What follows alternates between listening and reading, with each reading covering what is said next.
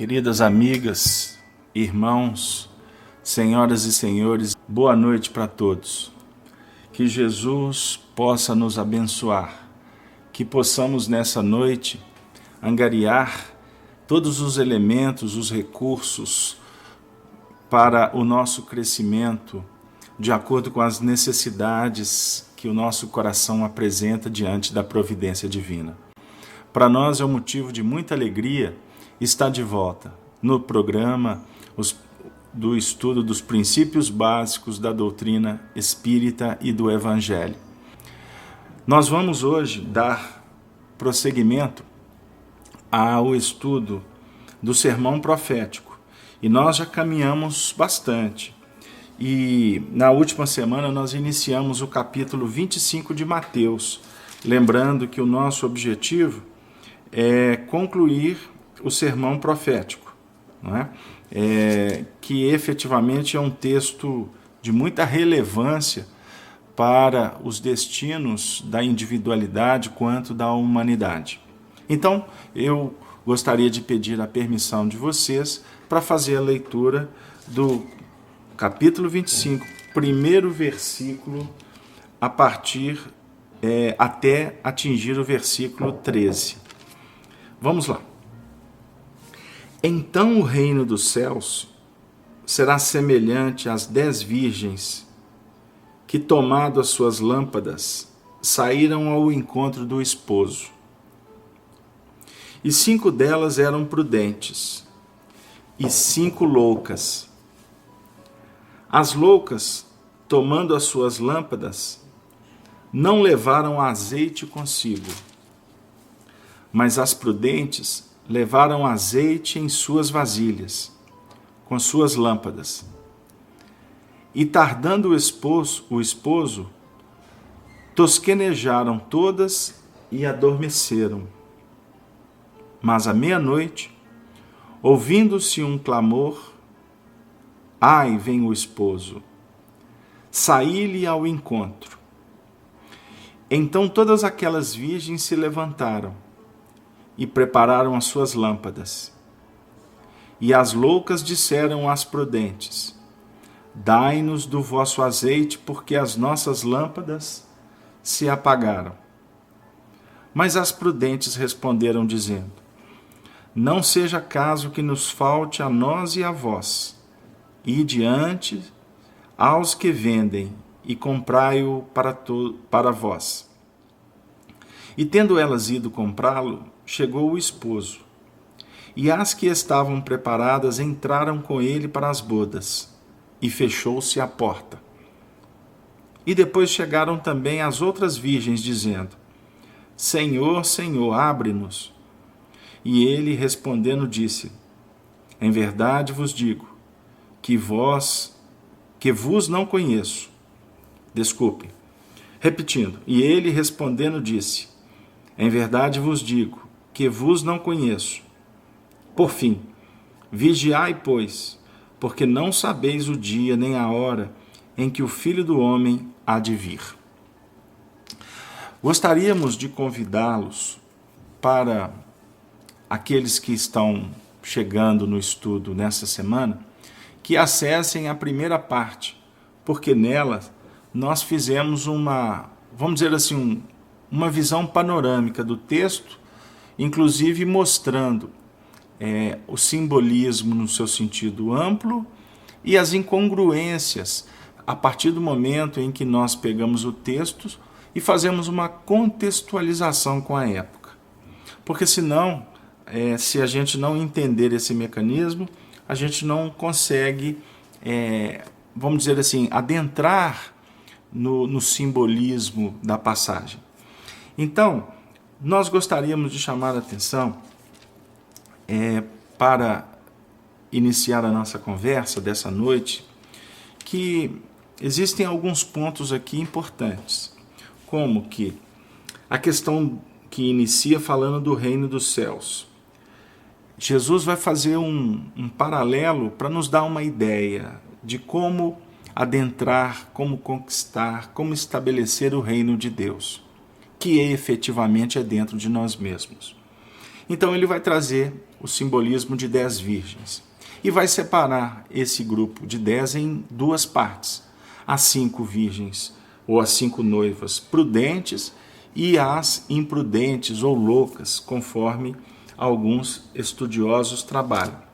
As prudentes se preocuparam e levaram lâmpadas e o combustível para elas, o azeite, não é mesmo? Para aguardar o momento do encontro com o esposo, ou seja, com o noivo, numa condição de se colocarem prontas para recebê-lo, ou seja, elas saem para encontrá-lo, mas ao mesmo tempo elas se colocam numa posição de aguardá-lo. Por isso é que há aquele movimento de um certo entorpecimento e em seguida vem o sono. E efetivamente o esposo se apresenta e vai efetivamente tomar aquelas prudentes para si, para cumprir o procedimento natural do casamento ou da noite, que efetivamente vai selar a união, não é? No seu sentido sagrado. E no caso das imprudentes, elas não se preocuparam em levar o óleo, né? Para que houvesse em seguida a iluminação. E isso, por consequência, depois elas não são, vamos dizer assim, recebidas pelo esposo, pelo noivo. E aí ele vai dizer que não as conhece. E Jesus conclui a passagem definindo para nós a necessidade de vigiarmos, porque não sabemos nem a hora em que o Filho do Homem há de vir. Também nós fizemos alguns apontamentos e dentre eles colocamos o que os teólogos que através desses 2000 anos de evangelho vêm trabalhando em torno das interpretações. E é quase uma unanimidade quando eles nos apresentam Jesus como o grande noivo da humanidade e o Evangelho como um projeto que representa um casamento. E aí nós poderíamos rapidamente nos colocar movimentando em 2 grupos, e que são grupos que precisam de ser considerados como aqueles que vamos, como discípulos, abraçar um grande projeto, o casamento, responsabilidade, o matrimônio, compromissos, efetivamente que vão nos auxiliar na libertação de nós mesmos. Por isso precisamos de verificar a importância de sermos prudentes e agirmos sempre com, vamos dizer assim, com previsão, conforme foi colocado no chat pelo irmão Sol. Prudência vem do latim prudentia, previsão, sagacidade, um encurtamento de providentia, derivado de providere, olhar adiante, preparar, antecipar. E eu até agradeço porque efetivamente você fez essa alusão no chat e chegou num bom momento, não é mesmo? Então, nós gostaríamos de pedir a permissão de vocês para trazer uma interpretação que é desafiadora para nós. Nós vamos nos ater à análise do grande estudioso do Evangelho espírita, Carlos Torres Pastorino, no livro Sabedorias do Evangelho, exatamente no volume 7. E ele, na última semana, nós buscamos algumas considerações dele para entender o contexto do texto, ou seja, a época, inclusive aqueles pontos que são incongruentes dentro de uma análise racional, para que a gente pudesse chegar efetivamente nesse momento de estarmos considerando os valores de mais profundidade. O nosso querido Carlos Torres Pastorino, com profundo conhecimento espírita, ele também buscava nas interpretações numa linha, vamos dizer assim, mais espiritualista, e analisando números, procurando tirar o espírito da letra a partir de análises apresentada por várias frentes, mais esoteristas. E, embora sendo não tanto considerado no nosso meio, mas nós vamos percebendo que o nosso companheiro traz pontos de extrema importância para entendermos o trabalho na intimidade ou seja, lidar com o nosso psiquismo, com a nossa personalidade, com o nosso eu profundo, com todo o embasamento que Allan Kardec nos apresenta. Portanto, se em alguns momentos a gente percebe, como qualquer autor, ele colocar alguns pontos que teoricamente, ou num primeiro momento, podem parecer um pouco, vamos dizer assim, dissonantes do pensamento kardeciano, ao longo dos anos nós estudamos com muito cuidado a obra dele e, na realidade, vamos encontrando, sim, uma consonância, uma ressonância, uma sintonia, uma afinidade, se eu posso dizer assim, com os preceitos kardecianos. Ou seja, são projetos que vão, com o apoio de Allan Kardec, nos auxiliando a entender a importância dessa metanoia, que é, conforme o próprio Pastorino define, dentro dos seus estudos, né? Analisando a etimologia do grego, do hebraico, das letras antigas, a grande proposta de fazermos a mudança mental, ou que nós espíritas convencionamos como reforma íntima. Portanto, sem alongar, vamos trazer Carlos Torres Pastorino, que diz aqui: ainda aqui, fazendo uma análise do reino dos céus, vem confirmar-se de forma flagrante e magnífica a nossa tese. O reino dos céus será assemelhado no futuro. Claro que não se percebe qualquer comparação com o céu mítico de após a morte do corpo físico. Trata-se da continuidade de um ensino dado à saciedade, com lições teóricas e práticas, com citação de fatos reais e imaginários, que pudessem dar uma ideia pálida da realidade, por meio de comparações, ou seja, parábolas, que visavam a esclarecer pormenores.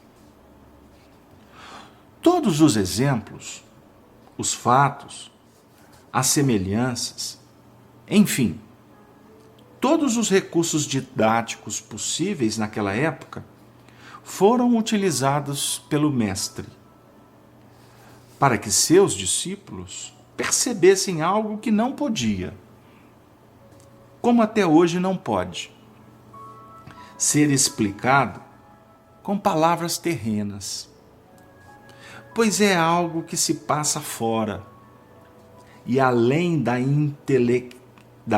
intelecção humana, no campo do espírito e da mente espiritual. Mas está tão evidente que se refere todo o ensino crístico ao mergulho do ser em seu âmago e da união de nosso espírito com o Pai, que se torna fácil interpretar todas as suas palavras com base nesse leitmotiv que volta e é repisado a cada página dos Evangelhos. Vejamos, pois, o que nos diz ao coração a parábola das 10 moças ou virgens, candidatas ao esponsalício, e que, entre aspas, sai ao encontro do noivo. Inicialmente observemos essa expressão, que nos revela que elas se encaminharam ao encontro do seu próprio noivo, e não ao encontro do noivo de outra. Em todo o transcurso da parábola não há referência nem longínqua a qualquer noiva ou esposa, afora as 10 citadas. É o noivo que é esperado. Só ele é anunciado. Só ele chega. Só ele entra com as 5. Só ele responde à porta. O esponsalício era dessas 5 com o noivo.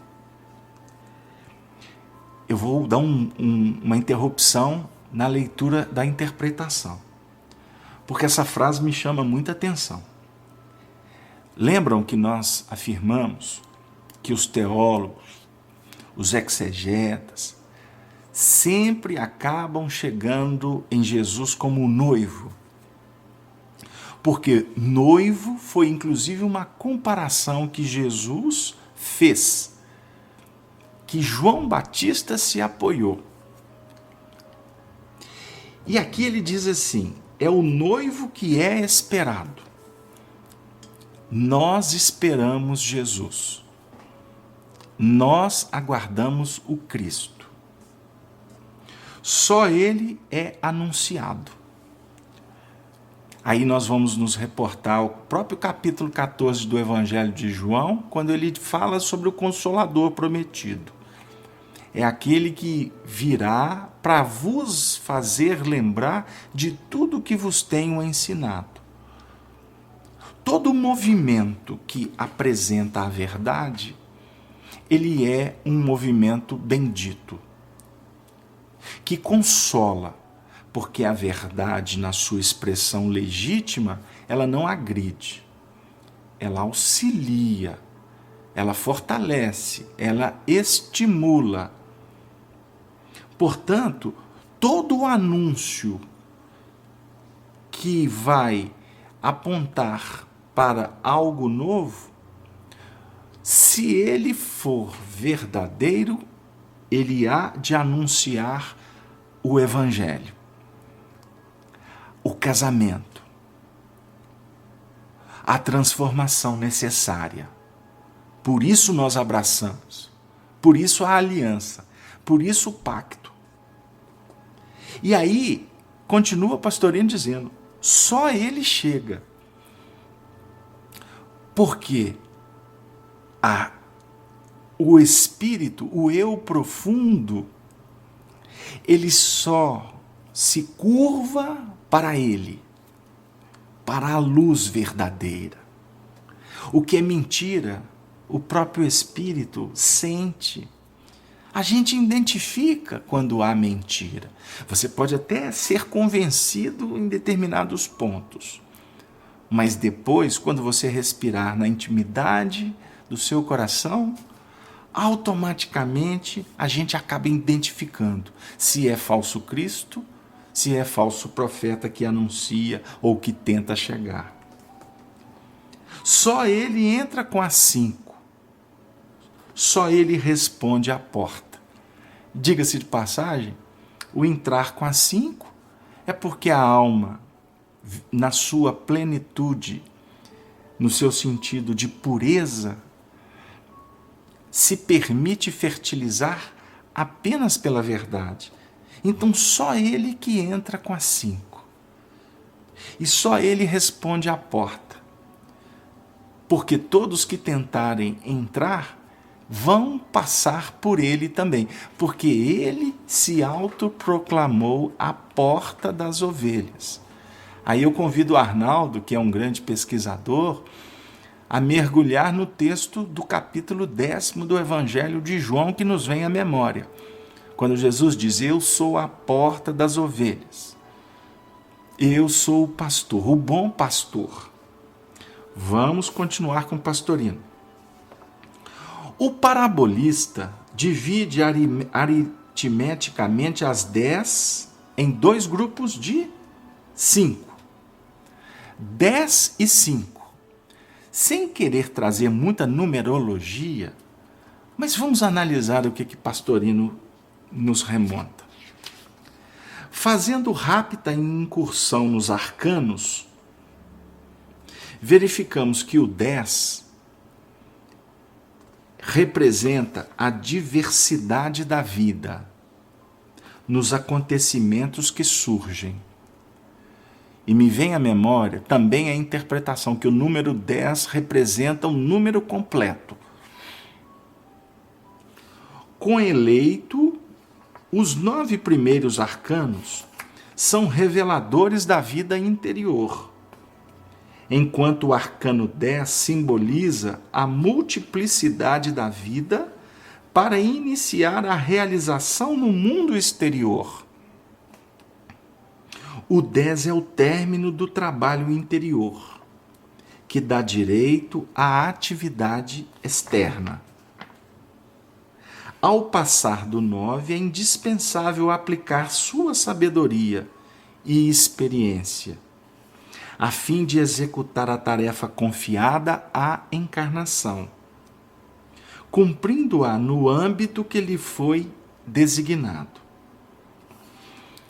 E aqui nos chama a atenção sobre a importância de vivermos na horizontal do mundo, atendendo os desafios que nos convidam para semear, caminhar, agir, lançar, mas o que o Espírito não prescinde para a vitória real é o seu compromisso com o mundo íntimo. É a verticalização. A gente fala muitas vezes de verticalização pensando no alto, mas é permitir, no mergulho que se realiza dentro de você mesmo, trabalhar os aspectos necessários para lhe dar garantia, tranquilidade, fé, proteção para o trabalho que nos compete lá fora. Portanto, se você está com um problema no mundo, primeiro tente a solução em você mesmo. Se você está com um adversário lá, primeiro se apazigue, se pacifique com você mesmo. Se você precisa de amigos, seja amigo de você mesmo. Seja amigo daquele que é o teu amigo maior, que é o seu Pai espiritual, Deus, o seu Criador. Continuando. Mas como aqui se trata de 2 grupos de 5, este é o arcano que mais nos interessa, pois precisamos explicar-nos por que o mesmo número simboliza na parábola a vitória e a derrota. E chegamos à conclusão de que está perfeitamente certo. O número 5 exprime basicamente a vida. No plano divino, é a providência. No caso, o noivo que vai chegar. A divindade que se dirige ao homem. O Criador que vem ao encontro da criatura que antes demonstrou desejar ir ao seu encontro. Nós estamos na sala, portanto, num plano divino. Com isso, a providência nos atende, porque nós nos manifestamos desejosos do remédio, do consolo, do carinho, da amizade, do esclarecimento, das forças. Aí a espiritualidade nos atende. É o chamado o encontro divino. É o primeiro grupo dos 5. No plano humano, é a força do microcosmo, as 10 moças que buscam a união sagrada. No plano da natureza, é a força vital, que faltou às 5 tolas, simbolizada no óleo em pequena quantidade, que não conseguiu manter acesa a lâmpada da vida e da espiritualidade. O 5 é essencialmente dinâmico. A vida é uma sequência de quaternários sucessivos e entrecruzados. E nessa análise, dando uma parada, o quaternário, ele vai simbolizar, o número 4, o nosso compromisso com a Terra. O corpo físico, o duplo etérico, não é? O corpo astral, o corpo mental. Isso tudo são os movimentos que nos fixam na base da vida. E é interessante lembrar, quando a gente fala do número 4, não tem como não relembrarmos da pirâmide, que os iniciados lá de trás estabeleceram na Terra como fixação, comprometimento com a reencarnação. Questão 132 do Livro dos Espíritos. Deus vos impõe a reencarnação com o fim de vos fazer progredir. Agora, essa pirâmide, ela tem 4 faces e o ápice dela representa a necessidade nossa de conectar com o alto, a intuição, a prece. E à medida em que a luz vem nos visitar dos páramos maiores, compete à nossa mente brilhar, ou melhor, refleti-la. E nós temos que operar em todos os sentidos. Por isso é que Gizé foi construída exatamente no centro. Observemos, reflitamos. Continuando. O 5 é essencialmente dinâmico. A vida é uma sequência de quaternários sucessivos e entrecruzados. E representa no plano humano a vontade do homem e no plano da natureza a força vital.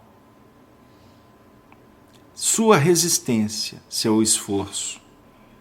Seria o ponto no centro da cruz, dando-lhe energia para o movimento evolutivo.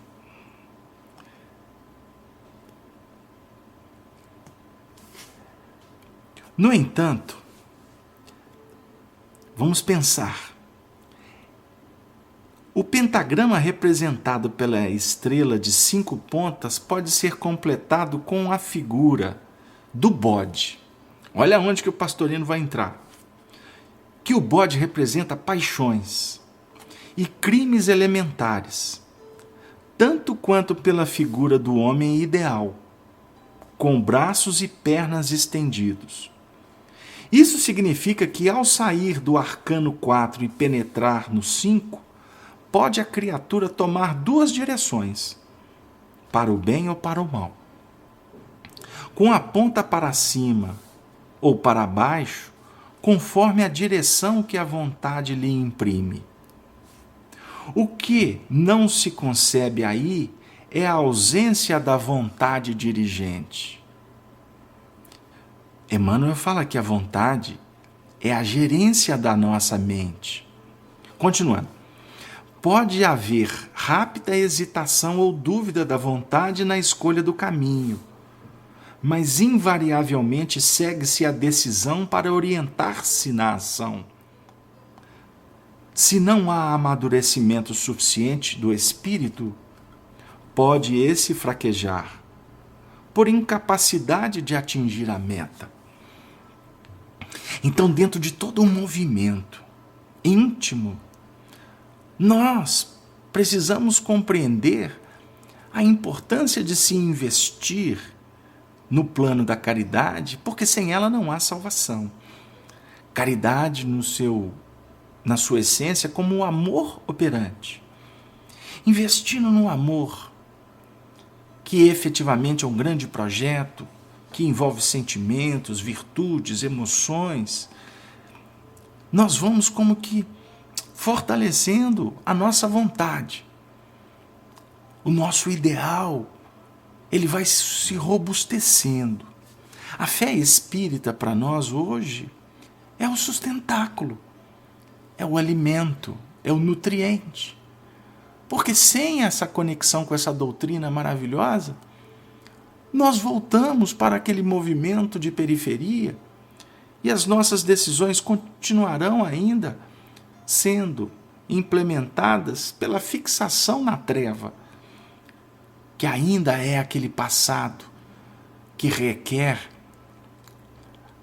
que requer acendamos a luz interior para nos preparar para o grande encontro. Foi o que ocorreu com as 5 tolas. Por falta de vigor vital, o azeite que mantém acesa a lâmpada da vida fraquejaram. Podemos dar a esse vigor vital o nome que quisermos. Amor, fidelidade, sintonia, equilíbrio mental ou qualquer outro. O fato de cochilarem e adormecerem fisicamente não importa. A lâmpada do anelo ardente permaneceu viva e desperta, só começando a bruxulear as das que não tinham suprimento suficiente. E até, diga-se de passagem, eu vou dar um break, porque ele diz que não há tanta importância na questão delas adormecerem. Mas eu gostaria de colocar um ingrediente aqui com a permissão do pastorino. Porque o adormecimento ele é necessário. Ele é extremamente importante para que haja uma variação. Para que a gente possa sair de um estado e entrar no outro. Como sair da vigília para entrar no processo do despertamento no mundo espiritual. A nossa mente precisa de repouso, no seu sentido de vincular-se e desvincular, sintonizar, desintonizar, se eu posso assim dizer, para que haja uma conexão diferenciada. Tudo isso simboliza um movimento extremamente fertilizante para nós outros. Eu converso com a Chanri, nossa coordenadora, depois eu me vinculo com Tereza, falo com o Ligeirinho, abordo com Arnaldo, vou discutir com Cristiane, o Tico e Teco dá uma força, a irmã Sol coloca no chat um texto e a gente vai caminhando. Enquanto para uns há um adormecimento, para outros há um despertamento. Né? Aí a Tina está até fazendo uma pergunta, e Tina, chegou no momento oportuno, você está colocando assim no chat, eu vou ler para todos. Por que a mente sai de um estado mental, ou melhor, de uma posição, não é? E vai a um outro tão rapidamente? Isso é um desequilíbrio? Querida amiga, se você me permite dizer, não vamos chamar de desequilíbrio, mas vamos trabalhar como inconstância. Pelo fato que o nosso ideal ainda vamos dizer assim, ele é variável, ele ainda não está, vamos dizer assim, definido como ponto inquestionável. Jesus, por exemplo, como o nosso referencial, conforme nos ensina Kardec, ele diz assim, eu e o Pai somos um. Esta colocação dele define que ele reflete o pensamento de Deus o tempo todo. Ele já saiu da condição de oscilação. Nós ainda vivemos esse processo e, diga-se de passagem, ele precisa de ser verificado com muito carinho, com muito respeito, com muito cuidado, porque senão nós podemos falar da oscilação como um atraso. E na realidade não é um atraso. É a nossa posição atual.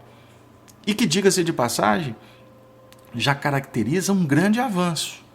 Porque, por exemplo, nos estados primitivos, o espírito, quando desencarna, por exemplo, ele perde a forma.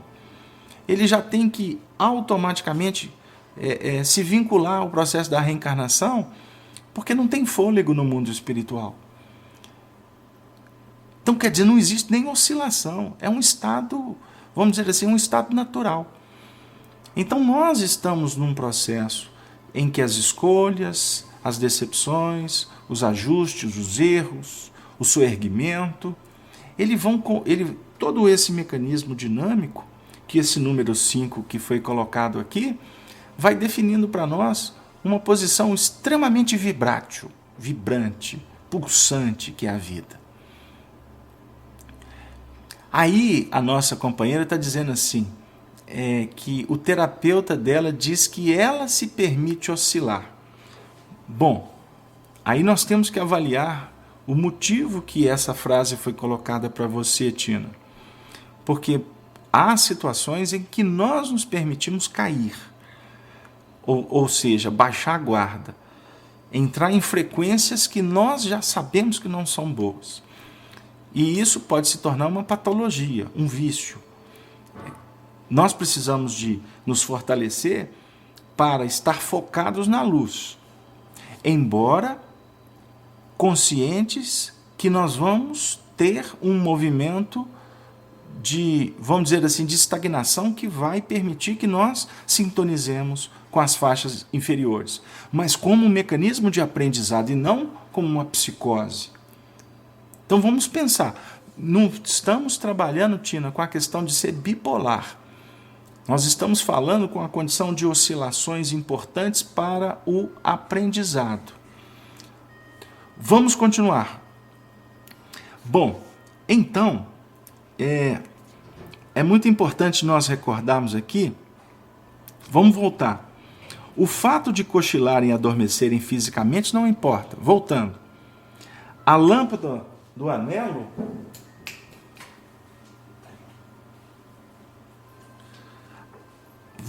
a lâmpada do anelo ardente permaneceu viva, desperta, só começando a bruxulear as das que não tinham suprimento suficiente.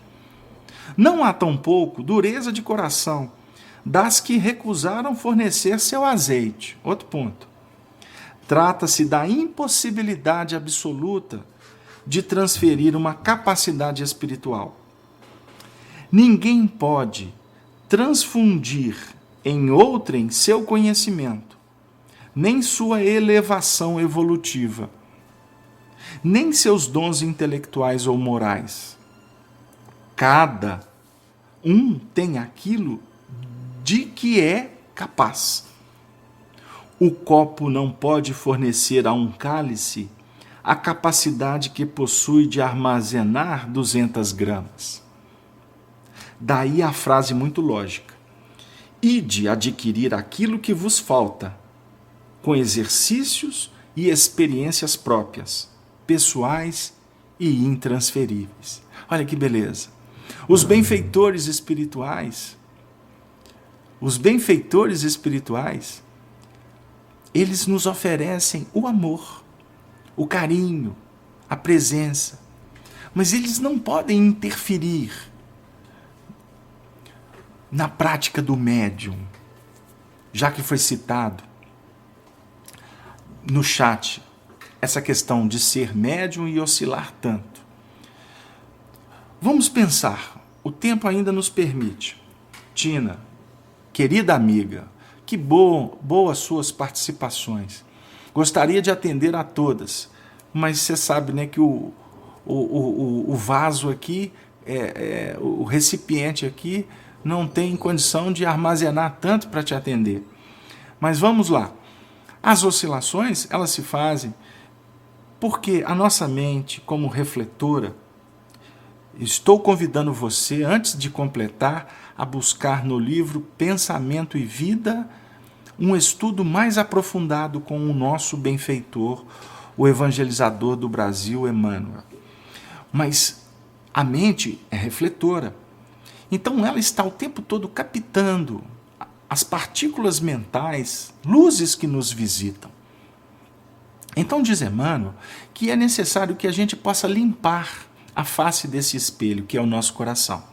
Então temos que trabalhar no sentimento. Cuidar, porque tudo começa no sentimento e termina no sentimento.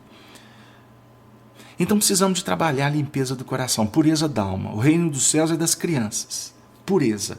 Maria disse para Gabriel: eis aqui a Virgem, cumpra-se em mim.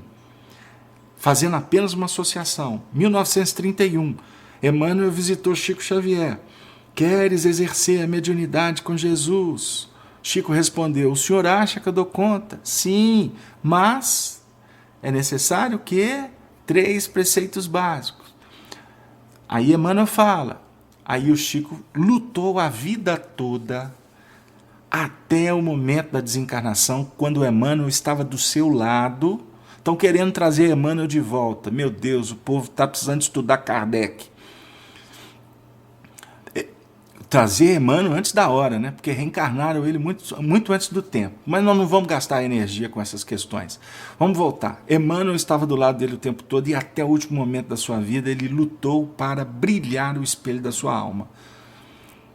E com isso brilhando, é necessário que a nossa fé raciocinada, apresentada por Kardec, nos ajude a fortalecer a vontade. Lembram que nós falamos há pouco tempo dela? A vontade como gerência, ela tem o papel muito acima do desejo. Desejo tem vinculação com sensação, com paixão.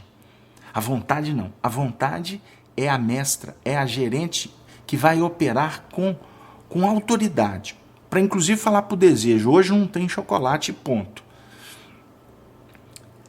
A vontade tem que aprender, ou melhor, a vontade precisa de ganhar espaço, corpo, força, autoridade, para que ela possa posicionar o espelho da mente, vou falar devagar, para que ela possa direcionar esse espelho que é a nossa mente, para que a mente possa refletir a luz que vem do alto.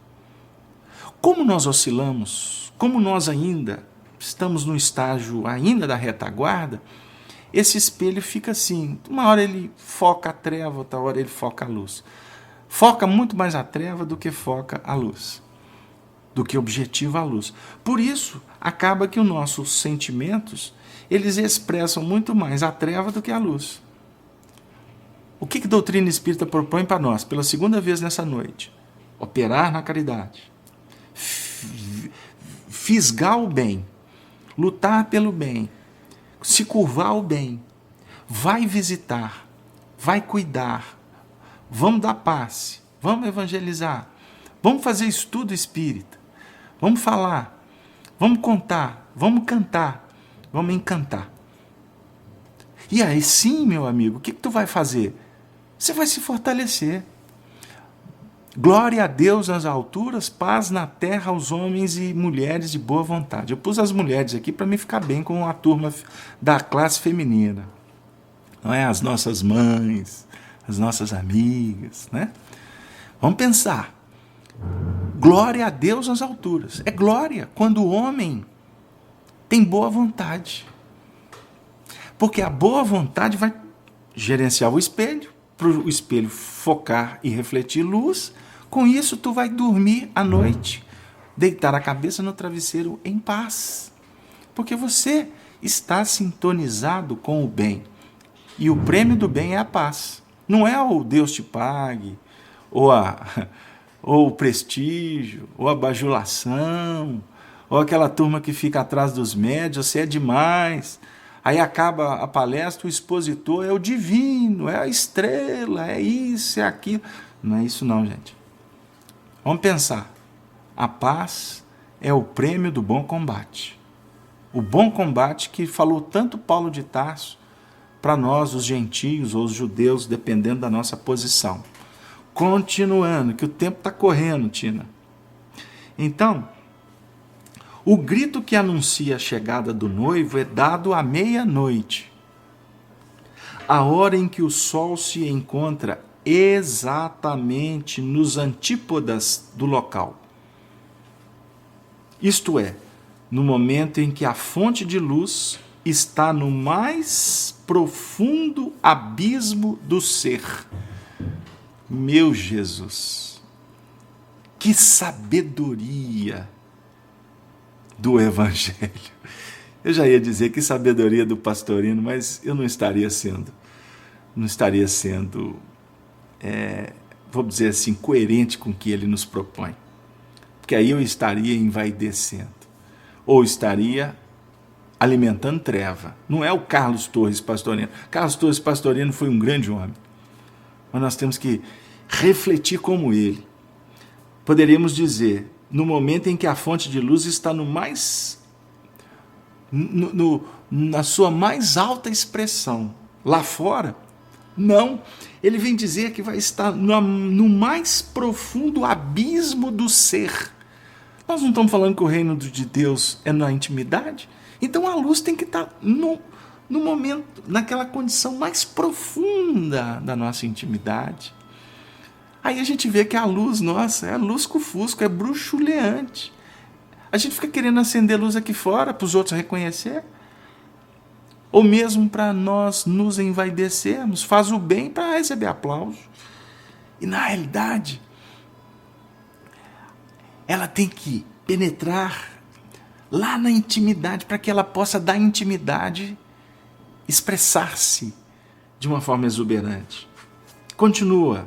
Nesse exato instante, chega o noivo.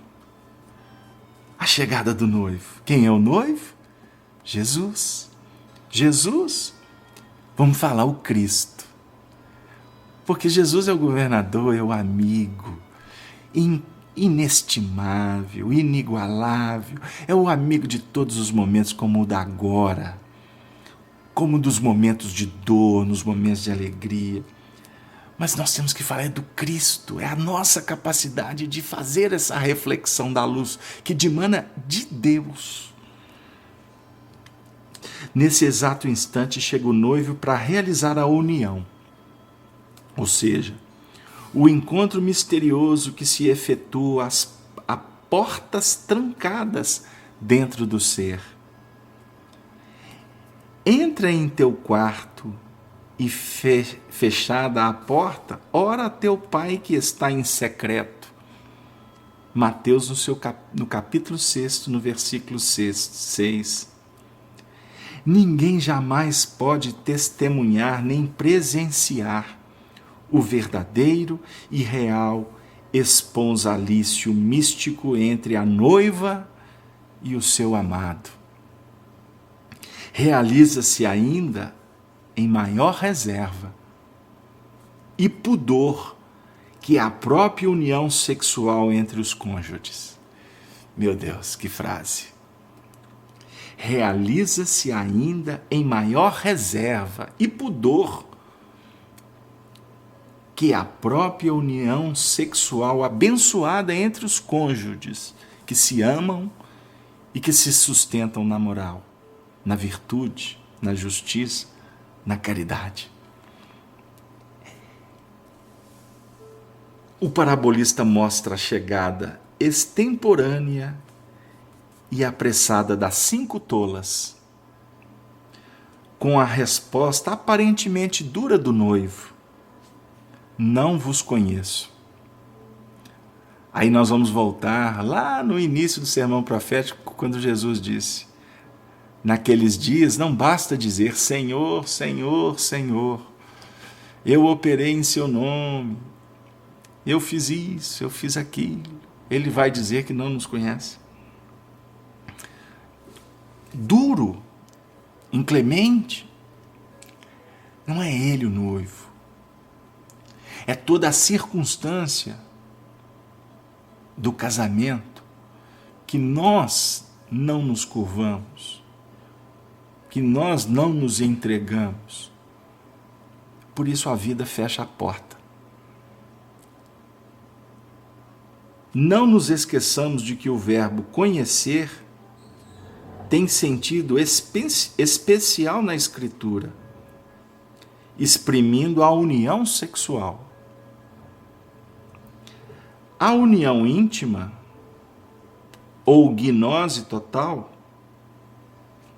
daí dizer que Jesus que conhece o Pai. Finaliza a parábola com a repetição de advertência: despertai, porque não sabeis o dia nem a hora. A consciência mantida alerta e acordada no plano superior do espírito constitui a lâmpada que deve estar alimentada pelo azeite da prece ininterrupta. Assim, não se desfaz a sintonia com seu espírito, conservando-o preparado para a recepção suprema ao noivo divino. Queridos amigos, eis um pouco do que vem a ser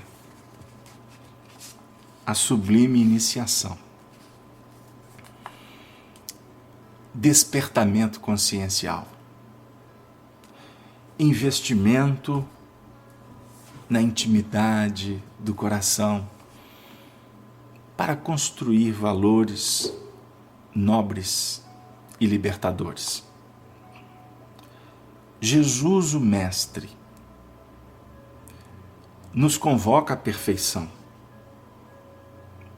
porque nos conhece claramente a carga de falhas e deficiência de que estamos ainda debitados perante a contabilidade divina. Ele nos convoca à perfeição. Por isso define Emmanuel no livro Alma e Coração. Urge assim penetrar o sentido de semelhante convite, aceitando de nossa parte a sublime iniciação. Na subida áspera, em demanda aos valores eternos, as leis do universo não nos reclamam qualquer ostentação de grandeza espiritual. Criaturas em laboriosa marcha no sentido evolutivo, atendamos desse modo aos alicerces do aprendizado. Nas horas de crise, os estatutos divinos não nos rogam certidões de superioridade, arraiarem pela indiferença, e sim que saibamos sofrê-las com reflexão e dignidade, assimilando os avisos da experiência, renteando com injúrias e zombarias. As instruções do Senhor não exigem de nós a máscara da impassibilidade, e sim que as vençamos de ânimo forte, assimilando-lhes a passagem com a bênção da compreensão fraternal. Defrontados por tentações, a vida não espera que estejamos diante delas, em regime de anestesia, e sim que busquemos neutralizá-las com paciência e coragem, entesourando os ensinos de que se façam mensageiras em nosso próprio favor. Desafiados pelas piores desilusões, não nos pedem os regulamentos da eternidade qualquer testemunho de aridez moral, e sim que diligenciemos esquecê-las sem a menor manifestação de desânimo, abraçando mais amplas demonstrações de serviço. Abstenhamo-nos de adornar a existência com expectações ilusórias.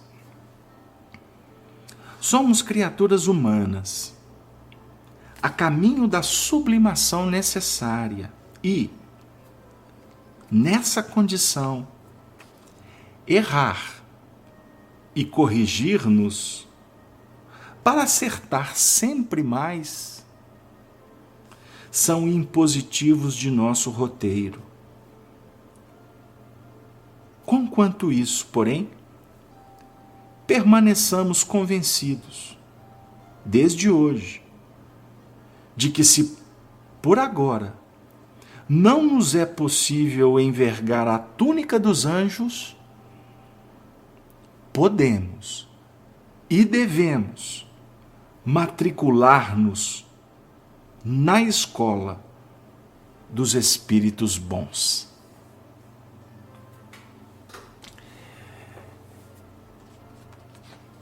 Na sublime iniciação, que projeta para todos nós, agora, matricular-nos na escola dos espíritos bons. Para isso, bondade, mansuetude, benevolência, indulgência, perdão das ofensas é o convite que Jesus oferta para cada um de nós, companheiros, amigos, irmãos, que estamos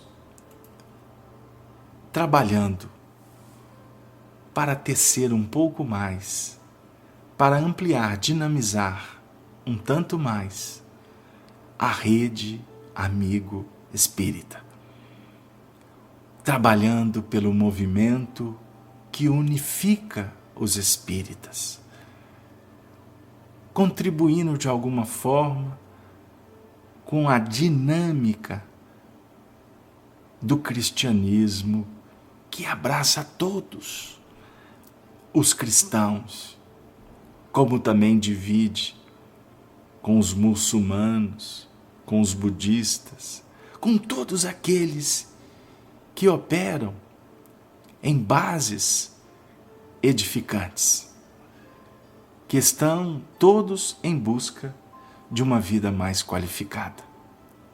Queridos amigos, eu gostaria de agradecer do fundo do coração pela participação, pelo carinho, pelas vibrações, pelas perguntas, pelas ponderações de todos, pois a Sala Falando Espiritismo, para nós, é uma ponta muito importante desse conglomerado de construções espirituais de muita importância. Vocês são nossos irmãos. Por isso, que possamos, trabalhando na pacificação íntima, pacificar também aqueles que estão conosco, a partir das experiências, dos sentimentos, das emoções que nós vamos dinamizando nesse espaço bendito, que é coordenado pelo Espírito André Luiz e sua equipe, que estão sob a tutela de Ismael, que é o benfeitor do Brasil. Estamos todos vinculados ao apóstolo da verdade, Allan Kardec, a todos os expoentes que operam nas faixas superiores em Deus, para que, em nome do Cristo, possamos ser, por fim, portanto, um só rebanho, pois um só é o pastor, o Cordeiro de Deus. Desejamos a todos uma boa noite e que possamos, quem sabe, nos encontrarmos no plano espiritual para continuar os nossos estudos e a prática do bem sobre a égide do Evangelho e dessa doutrina luz. Tenham todos, portanto, muita paz e que Maria Santíssima se faça nos lares aqui representados e naqueles outros que nós conhecemos ou não, porque no mundo regenerado, a sustentação desse grande projeto do Cristo é a família evangelizada. E Maria Santíssima, não temos dúvida, é aquela que dos céus tocam o nosso coração para casarmos, para nos consociarmos com o Evangelho de bênçãos. Tenham todos, então, muita paz. Até breve. Um beijo na alma de todos.